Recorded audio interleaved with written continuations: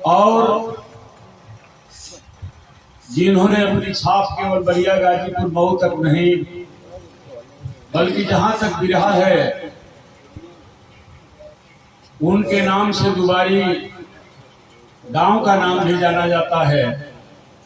ऐसे आज के कार्यक्रम के व्यवस्थापक हमारे साथी समाजवादी सांस्कृतिक प्रकोष्ठ के राष्ट्रीय सचिव भाई चंद्र किशोर पांडे जी। साथियों, हालांकि पहले ही कह दिया गया था, जैसा कि हमारे श्री राम भाई ने विधा के बारे में सुनाया, सूर सूर तुलसी शशि उदगन के सौदास, अब के कवि खरजोत समझाता करत प्रकाश। यही आज बिहार में देखने को मिल रहा है। कहाँ है बिहारी जी, कहाँ है पत्तू जी, कहाँ है रमन जी, कहाँ है जद्दू जी, कहाँ है चंद्रिका जी। आज के जमाने में कहाँ रह गए मंगल कवि जी, भोला कवि जी, वो लोग कहाँ गए। आज के कवियों की कविता सुनने के बाद जो वर्तमान में चल रहा है और पूर्व में जो हमारे कवि थे, दोनों की तुलना करेंगे तो शायद वह कवियों की गीत जब कलाकार गाता था तो सूरज उगता था, लोग झगड़ा करते थे कि एक और गा करके जाइए। लेकिन आज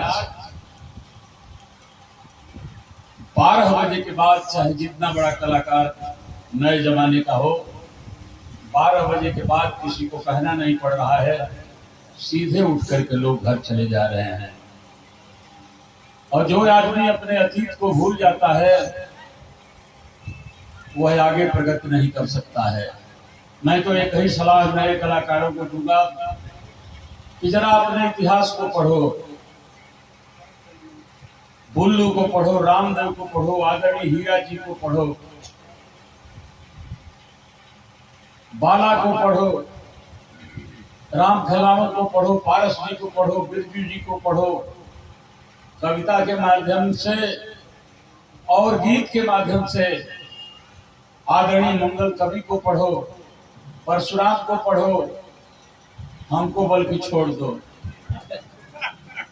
इसलिए कि जब जब जिस तरीके का समय आया, मैंने समय के हिसाब से अपने को ढाला। कहाँ गई इनकी कविता और इनके गीत। आज अफसोस हो रहा है। हमारे श्री राम भाई ने बहुत अच्छा कहा कि बिरहा के वो लोग जिन लोगों ने बिरहा को ऊंचाई पर पहुंचाया था, बिरहा होती थी सिनेमा हॉल बंद हो जाता था, बिरहा होती थी चाहे जितनी बड़ी ड्रामा पार्टी हो, कोई सुनने के लिए नहीं जाता था, कोई ऑर्केस्ट्रा नहीं सुनता था, कव्वाली नहीं सुनता था, गजल नहीं सुनता था। पूर्वांचल और पूर्वांचल फांसी चाहे जहां भी हो, बिरहा के अलावा कुछ अच्छा नहीं लगता था।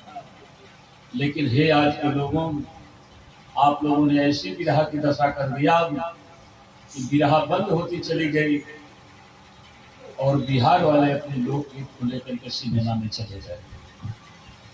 कहाँ हम खड़े हैं, वही हारमोनियम, वही ढोलक, वही करताल, बल्कि शौक श्रृंगार में उस जमाने से आप ज्यादा शौकीन, अच्छा पहन रहे हैं, अच्छा खा रहे हैं। जरूर उस जमाने के लोग दूध पीते थे, बुरा मत मानिएगा। आज का बिरहा गायक जब तक दारू नहीं पी रहा है उसकी गीत ही नहीं प्रारंभ हो रही है। आदरणीय हमारे कवि जी और हमारे बहुत ही शुभचिंतक आदरणीय गिरधारी जी, यहाँ पर आए हुए समस्त कविगण, कलाकारगण, इस क्षेत्र के, इस गांव के, इस इलाके के सभी हमारे सम्मानित श्रोतागण, मैं सिर्फ आपसे अनुरोध करूंगा इसके अलावा कुछ नहीं कर सकता। आज गुरु पूर्णिमा है, आपने किताबें पढ़ी होंगी या खुद अपने ऊपर आप महसूस किए होंगे कि गुरु की जितनी महानता है उतना व्यापक भगवान भी नहीं है। गुरु ने भगवान को बनाया, गुरु ने कविता सिखाया, गुरु ने गाना सिखाया, गुरु ने पढ़ना सिखाया, तीर चलाना सिखाया। हर क्षेत्र में गुरु होता है। गुरु ने हल चलाना सिखाया, भले वो बाप है या हरवाहा है, सिखाया तो गुरु है। ऐसे गुरु को जो लोग भूल जाते हैं, शायद अपनी जिंदगी में प्रगति तो दूर, जहां हैं वहां भी नहीं रह पाते हैं। गुरु पूर्णिमा हर साल आती है, गुरु के चरणों में लोग जाते हैं। आज गुरु पूर्णिमा के दिन जहां भी जिसका गुरु होगा वहां जाकर के गुरु का प्रणाम करके आशीर्वाद देता है। चाहे वो संत महात्मा हो, चाहे वो जिस क्षेत्र के लोग हों, गुरु को प्रणाम करके आशीर्वाद लेते हैं। इसी कड़ी में आदरणीय पांडे जी ने भी यह कार्यक्रम कराया है, उनका हम सादर प्रणाम करते हैं। इसलिए कि हमारे समकक्ष ये गायक हैं और हमारे बगल के ही क्षेत्र में यह इलाका है, इसलिए पांडे जी का हमारा बहुत गहरा रिश्ता है। इन्होंने कहा कि आप आ जाइएगा, हमने कहा कि कब आ जाएं। इन्होंने कहा कि 4 और 5 बजे के बीच में जरूर आ जाइएगा। तो 4:20 पर मैं आपके कार्यक्रम में पहुंच गया। हमारा तो सौभाग्य है कि कम से कम आज श्री राम जैसे लोग हमारे कविगण हैं, उनका, गिरधारी जी का, और सबसे बड़ी बात है कि बिरहा के आदर्श और जिन्होंने साहित्य को बिरहा में लेखन शैली से प्रचारित करने का काम किया, आदरणीय मंगल कवि, जो केवल कवि ही नहीं विख्यात कवि तो हैं। हमने मंगल कवि की बहुत बिरहा हमने गौर से सुना है। जिस अंदाज में ये गाते हैं, पहले भी लोगों में इनका अलग अंदाज था और आज भी अलग अंदाज है। और आदरणीय कवि जी के बारे में अतिशयोक्ति नहीं होगी। ठीक है, बड़े बड़े कवियों को साहित्य में जगह मिली क्योंकि उनके साधन थे, उनके लोग थे। लेकिन हमारे अखाड़े में भोला कवि, गणेश अखाड़े में चंद्रिका कवि और रमन अखाड़े में आदरणीय मंगल कवि किसी दिनकर से कम कविता नहीं लिखे हैं। मैं भोला कवि की कविता सुनाता हूँ, मैं भोला कवि की कविता सुनाता हूँ जिन्होंने कक्षा 8 पास किया था। आजकल तो बड़े मैं PhD LLB न मालूम कितनी उपाधियां लेकर के बिरहा लिख रहे हैं, लेकिन ऐसे गीत लिख रहे हैं कि परधनवा की रहर में कौन सुनेगा। बिरहा कहाँ ले जाना चाहते हैं।